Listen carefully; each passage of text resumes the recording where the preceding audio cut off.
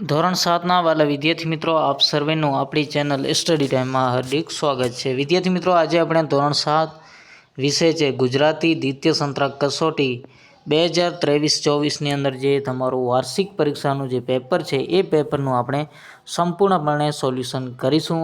વિદ્યાર્થી મિત્રો, video delete ન થાય એના પહેલાં તમે આ વિડીયો પૂરો જોઈ લેશો તો તમારા સારા એવા માર્ક્સ આવી જશે. વિદ્યાર્થી મિત્રો, તો ચાલો વિડીયોની શરૂઆત કરીએ. સૌપ્રથમ તમે જોઈ શકો છો, જિલ્લા શિક્ષણ સમિતિ દ્વિતીય સત્રાંત કસોટી ધોરણ 7 વિષય છે ગુજરાતી, કુલ ગુણ 80, સમય તમને આ આપવામાં આવેલ છે. પછી આપણે જોઈએ પ્રશ્ન નંબર 1 તરફ જઈએ તો નીચે આપેલ પ્રશ્નોના જવાબ આપો. તો પહેલું પ્રશ્ન છે, શેઠે ઘરના કોઠારનો કારભાર કોને સોંપ્યો, શા માટે? તો નાની બહેનને સોંપ્યો હતો. બીજું છે, રંગલો કોની સાથે હોડ કરવાની ના પાડે છે? તો ઝાણર હોડ કરવાની ના પાડે છે, એટલે કે ઝાણર જે છે એની પાસે. પછી છે, ગાંધીજીએ કેવા કારણોસર કસરત પ્રત્યે અણગમતા હતો? તો સમરણાન પ્રત્યેના કારણે, સરમાણ હતા. સરમાણ પ્રહતિ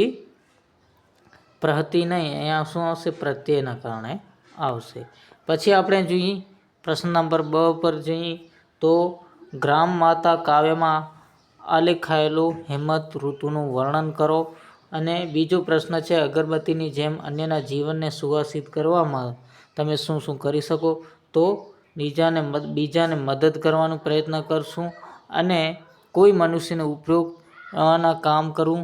અને બીજું, આપણે ઘણા એવા કામ કરી શકીએ છીએ જે બીજા લોકોને ફાયદો થાય, સમાજને ફાયદો થાય, આપણે આજુબાજુ રહેતા લોકો, પડોશી, કુટુંબ, એ લોકોને ફાયદો થાય, આપણી સમાજનો વિકાસ થાય, સમાજમાં પરિવર્તન આવે, એવા બધા જે છે આપણને કાર્યો કરવા જોઈએ. પછી પ્રશ્ન નંબર 2 તરફ જઈએ તો નીચે આપેલ પ્રશ્ન ટૂંકમાં જવાબ આપો, લખો. પહેલું પ્રશ્ન છે, સમાચારો પ્રકાશિત કરવાના વિનંતીપત્રમાં કેવી વિગતો જરૂરી છે? તો નામ, સરનામું જરૂરી છે. આપણે સમાચાર પ્રકાશિત કરવાના વિનંતીપત્રમાં કેવી વિગતો? તો અહીંયા નામ હોવું જોઈએ, સરનામું હોવું જોઈએ. બીજું છે, ડુડા માએ લેખકના બૂટ બનાવવા માટે કેવી વિગતો મેળવી? ત્રીજો, દરબાર માત્રવાળા સિંહની સેવા ચાકરી કેવી રીતે કરી? ચોથું છે, કેવા વૃક્ષ અને માણસ નમે છે? તો અહીંયા તમારે પ્રશ્નો વધારે આપવામાં આવેલ છે, એમાંથી તમારે જેટલા માર્ક્સ હશે સામે એ માર્ક્સ પ્રમાણે તમારે જવાબ લખવાના. તો આ 4 પ્રશ્ન છે, એક પ્રશ્નના 2 માર્ક્સ આપેલ છે. પછી કેવા વૃક્ષ અને માણસ નમે છે? તો સજ્જન વૃક્ષો અને માણસો નમે છે, એ આપણું જવાબ આવશે. પછી આપણે નેક્સ્ટ જોઈએ તો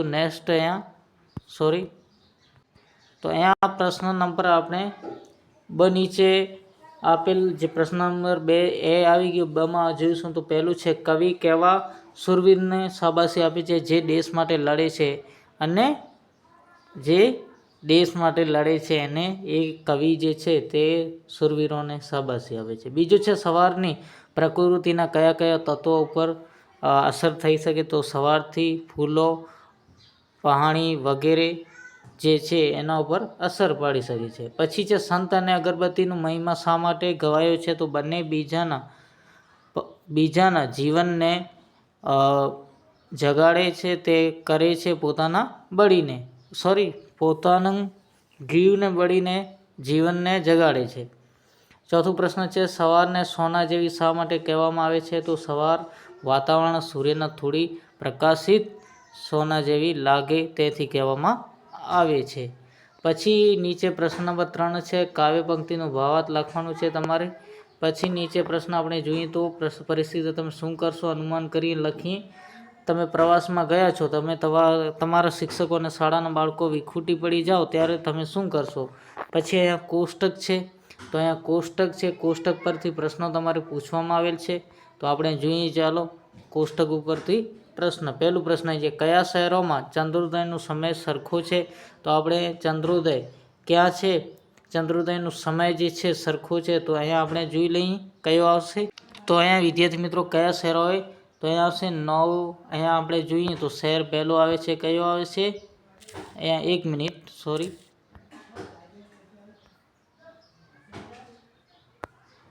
હવે જોઈએ 951. તો અમદાવાદ અને ગાંધીનગર. બીજો જે શહેર છે અહીંયા તમે 9-18 રાજકોટ અને ભાવનગર અહીંયા આવશે. કયા શહેરમાં સૂર્યોદય મોડું થાય છે? સોરી, આ સૂર્યોદય આવશે. આ 9:51 અને 9:51 પર ચંદ્રોદય થાય છે અને સૂર્ય એટલે ચંદ્રાસ્ત છે, સૂર્યોદય. તો અહીંયા આપણે સૂર્યોદય જઈએ તો કયામાં સરખો સૂર્યોદય થાય છે તો આપણે જોઈ લઈએ.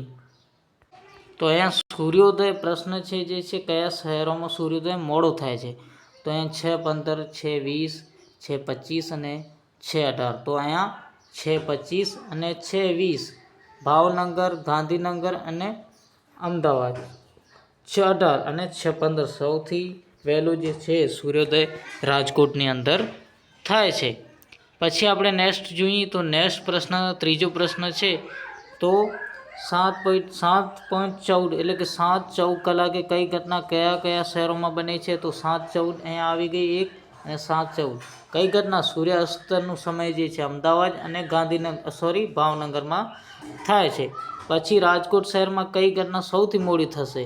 તો રાજકોટ શહેરમાં આપણે જોઈએ કઈ ઘટના સૌથી મોડી થાય છે. તો રાજકોટ 6:15 આ સૂર્યનું સમય વહેલું થાય છે, સૂર્યાસ્ત 7:20, ચંદ્રોદય 9:54 છે અને 9:18. તો ચંદ્રોદયનો સમય જે છે સૌથી મોડો થાય છે 9:54, બીજામાં 9:52, 9:51 છે.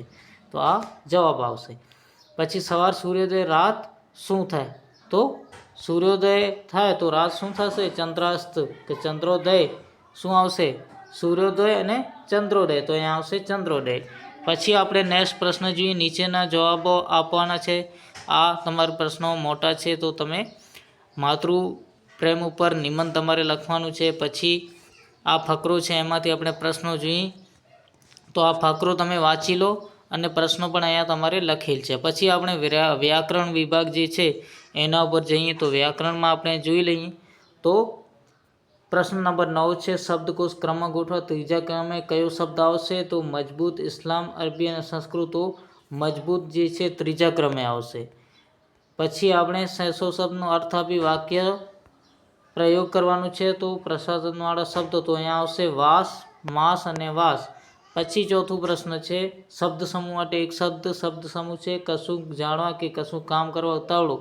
તો જિજ્ઞાસાવાળું જે હોય એને કશું કામ કરવામાં અને કે કામ જે છે ઉતાવળ બહુ કરે તો એને જિજ્ઞાસાવાળું, બહુ રસ હોય. જોડણી સુધારો તો પરિસ્થિતિની જોડણી આવે. પછી અલગ પડતો શબ્દ તો અલગ પડતો શબ્દ નયન, આંખ, લોચન, કચન. તો અહીંયા કચન જે છે અલગ પડતું શબ્દ છે. પછી નીચે પ્રશ્ન છે, નીચે ફકરો વાંચીને પ્રશ્નનો જવાબ આપવાના છે. વિદ્યાર્થી મિત્રો ફકરો અહીંયા તમે જોઈ શકો છો. સોરી, આ બીજી વાર આવ્યો છે, રિપીટ થયો છે. હવે આપણે 7મો પ્રશ્ન નંબર જોઈએ. રૂઢિપ્રયોગનો અર્થ ખૂટો બેસાડો. આ તમારે કમેન્ટની અંદર જણાવવાનું છે. હવે નેક્સ્ટ વિકલ્પો જે છે વિકલ્પો આપણે જોઈ લઈએ છેલ્લે. પ્રશ્ન નંબર 10 સૂચના પ્રમાણે કરો. નીચેનામાંથી વિરુદ્ધાર્થી સાચી જોડણી કઈ છે?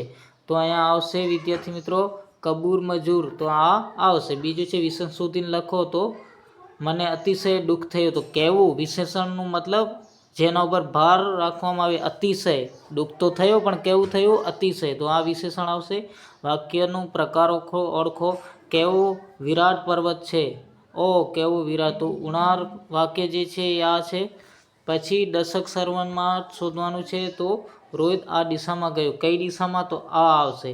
ક્રિયા વિશેષણ શોધીને લખો. રાજશ્રી ધીમેથી દોડી. તો ધીમેથી જે છે ક્રિયા કરે છે તો આ ધીમેથી જવાબ આવશે. પછી આપણે નેક્સ્ટ જોઈએ કાળ બદલો. તો હું કાલે અંબાજી જઈશ. ભૂતકાળ છે તો આ હું કાલે અંબાજી જવાનું છું. તો આ વર્તમાન કે ભવિષ્ય આવી જશે.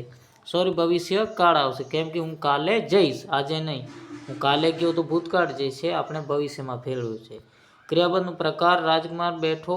તો પ્રકાર કેવો છે? વાક્યમાં વિશેષણ ઉમેર્યું. વાક્ય ફરીથી લખો. મારી પાસે ગુલાબ છે. તો મારી પાસે મોટું ગુલાબ છે. તો વિશેષણ આ આવ્યો. મોટું ગુલાબ તો છે પણ કેવું છે? મોટું. વિદ્યાર્થી મિત્રો અહીંયા આપણું પેપર પૂરું થાય છે. બીજા નેક્સ્ટ પેપરો આપણે ટૂંક સમયની અંદર મૂકીશું. તો વિડીયોને લાઇક કરતા રહેજો, શેર કરતા રહેજો અને સબસ્ક્રાઈબ કરી નાખજો. આપણું ગ્રુપ છે એની લિંક ડિસ્ક્રિપ્શનની અંદર આપેલ છે, જોઈન થઈ જશો જેથી આપણે સમયસર તમને મટીરિયલ આપતા રહીએ. Thank you very much. ફરી મળીશું નેક્સ્ટ વિડીયોની અંદર. જય હિન્દ.